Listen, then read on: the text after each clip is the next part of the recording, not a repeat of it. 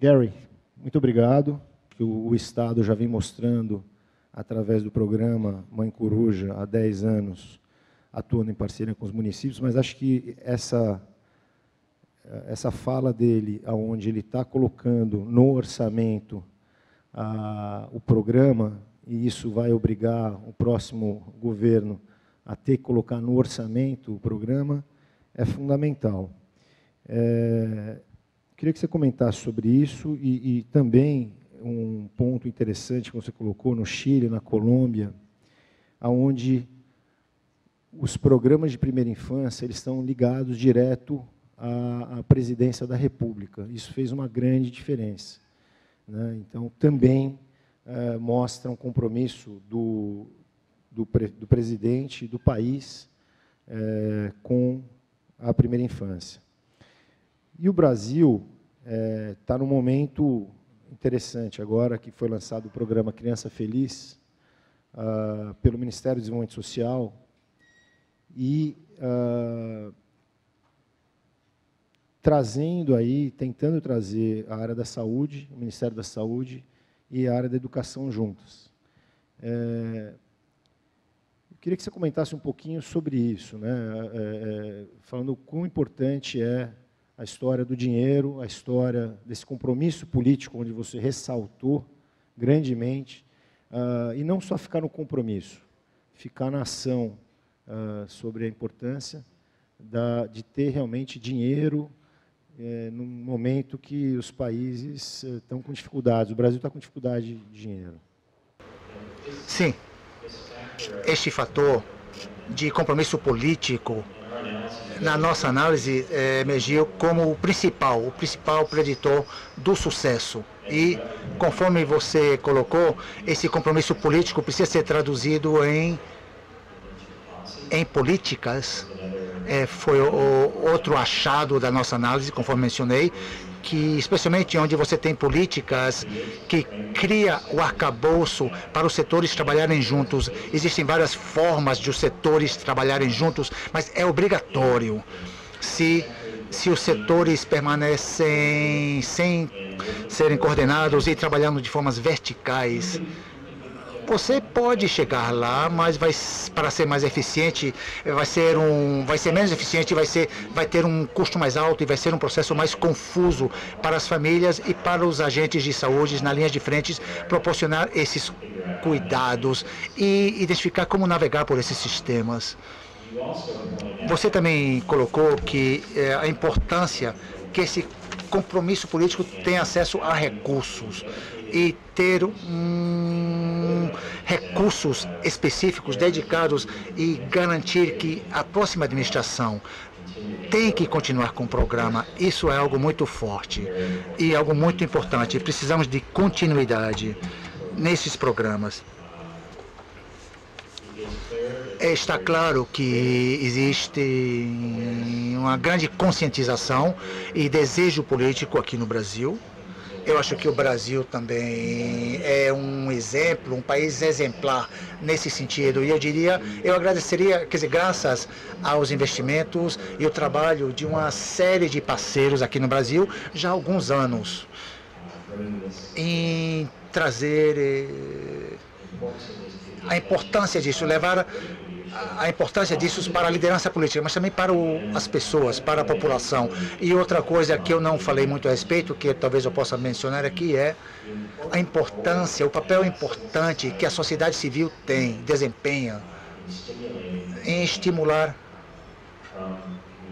a demanda comunitária, a demanda partindo das pessoas, para que fiquem conscientes que serviços estão disponíveis, quais são os seus direitos, como ter acesso a esses serviços e deixar o governo saber que é um tema muito importante e votar dentro dessas linhas. É um fator também muito importante que, conforme olhamos aqui globalmente, é um aspecto que realmente é muito fraco até o momento. Mas a minha observação individual me diz que acho que o Brasil é um país exemplar nesse sentido, de esses movimentos de bases, esses esforços da sociedade civil que estão acontecendo no Brasil, que estão promovendo a importância do desenvolvimento da primeira infância. Universidade Federal do Rio Grande do Norte, da área de fonoaudiologia. Ela pergunta, em sua opinião, quais são as possíveis estratégias para que o conhecimento produzido nas universidades possa se tornar base para políticas públicas e, assim, modificar a realidade. É só um comentário, o NCPI, o Núcleo Ciência para a Infância, tem como um dos seus grandes objetivos isso, exatamente, é fazer com que a academia se aproxime das políticas públicas e da sociedade. Mas eu queria saber se você, como acadêmico, Gary, e tendo vivido o lado também trabalhando, provavelmente na maior fundação do mundo, a Bill e Melinda Gates Foundation, e agora em Stanford, que é uma das maiores universidades do mundo também, se você tem essa experiência de falar um pouco como é que a gente consegue aproximar o trabalho acadêmico da política pública. Bem, um outro fator que eu mencionei, que onde você vê programas que foram bem-sucedidos, têm sido baseados em evidências. E as evidências vêm de uma variedade de lugares. Muitas vezes vêm das instituições acadêmicas, também pode vir, ter sua origem de programas implementados por ONGs, por exemplo. Pode vir de programas governamentais também. Se estão realizando boas medições, eu sei que aqui no Brasil existe uma ênfase muito forte no governo monitorar e mensurar seus próprios programas. E também é uma forma crítica de onde as evidências podem ser geradas e utilizadas. Mas, no final das contas, você precisa de um tipo de mecanismo para que essa evidência seja assim, levada à atenção, seja discutida e seja um fator de decisão por aqueles que controlam as finanças e que controlam o desenho dos programas. E você necessita configurar esses mecanismos de forma bem pensada para que as evidências geradas por acadêmicos não fiquem nas prateleiras. Os incentivos para o desempenho acadêmico têm mais a ver com as publicações, sinceramente, até a minha própria instituição é o diálogo que nós estamos tendo. E eu diria que incentivar as instituições acadêmicas a pensar um pouco de forma mais aberta, mais ampla, sobre como vão incentivar o corpo docente e como eles desempenham um papel em levar as evidências para fora, ter uma forte comunicação nas universidades, pode ajudar na tradução das evidências geradas, colocada numa linguagem que as pessoas possam entender de forma mais ampla, mas ter algum tipo de um caminho mais direto da geração da evidência até uma organização ou uma entidade que possa selecionar a evidência e decidir como utilizá-la. E isso é muitas vezes, quando olhamos aos tipos de estruturas que parecem ajudar no desenvolvimento, na escala de desenvolvimento da primeira infância, ter algum tipo de uma entidade, um comitê coordenador, por exemplo, um conselho de algum tipo, a nível nacional. Pode ser até um grupo de trabalho, um grupo de interesses que se junta acadêmicos, fundações, sociedade civil, por exemplo, participaram do grupo, que podem, de forma coletiva, utilizar essa voz para defender as evidências que podem fazer uma diferença e abrirem canais para que essas evidências cheguem até os tomadores de decisão, até os formuladores de políticas. Aqui eu queria só pedir, Gary, a gente tem pessoas aqui, muitos profissionais da área da saúde, educação, desenvolvimento social, justiça, vários estados e municípios aqui. Eu estou, o secretário de Desenvolvimento Social aqui de Alagoas me entregou um material muito bacana aqui que eles fizeram sobre primeira infância. E eu queria que você, de alguma maneira,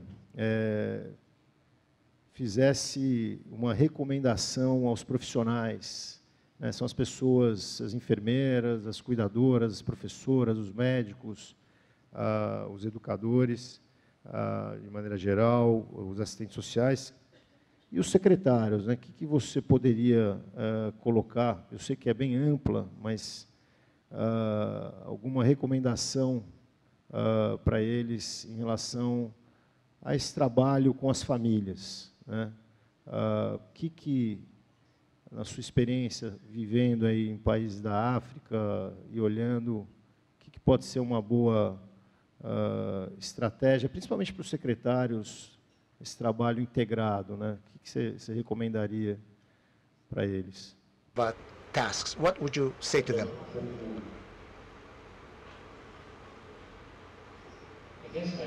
Eu diria que, para que seja bem sucedido, precisamos de todos juntos.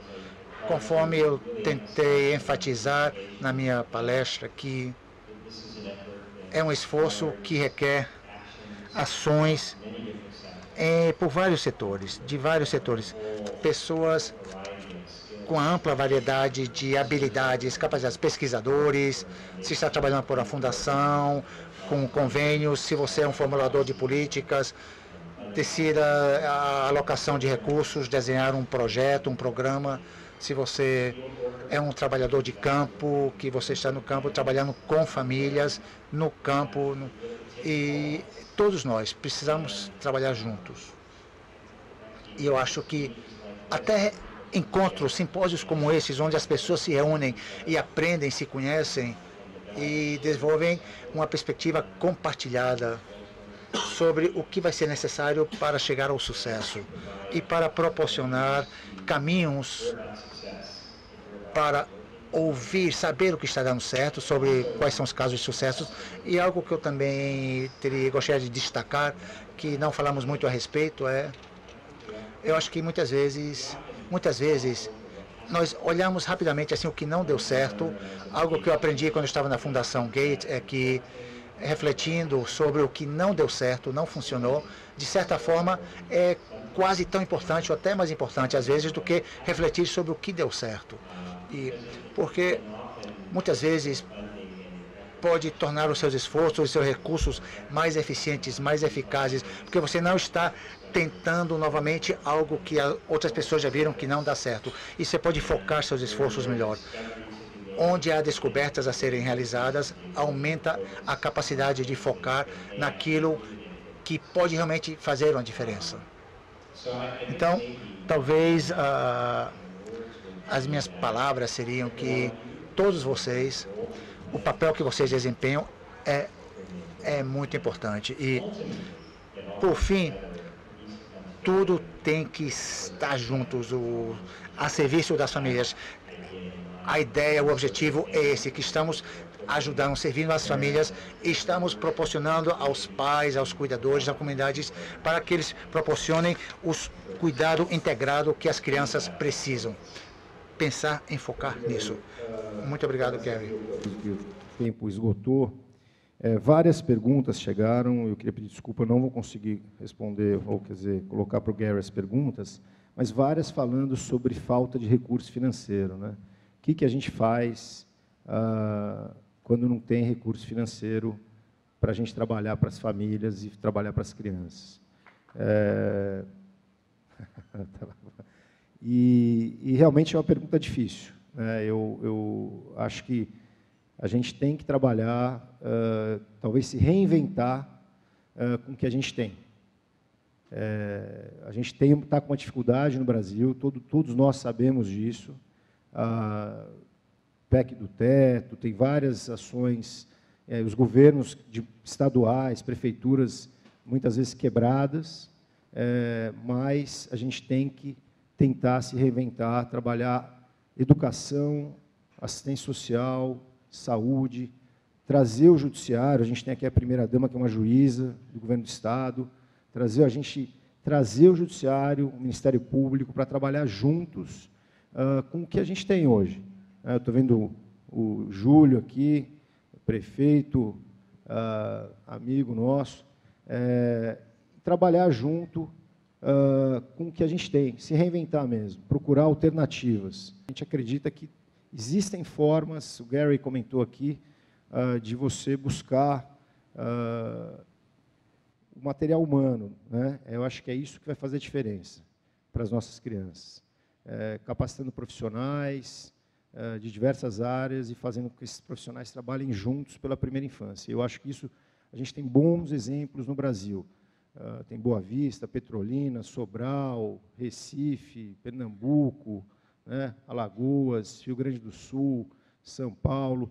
Hoje, pessoal, a gente tem vários exemplos bons no Brasil de programas de primeira infância que estão funcionando e, muitas vezes, com pouco recurso ou com recurso que já tem, mas as pessoas estão se reinventando.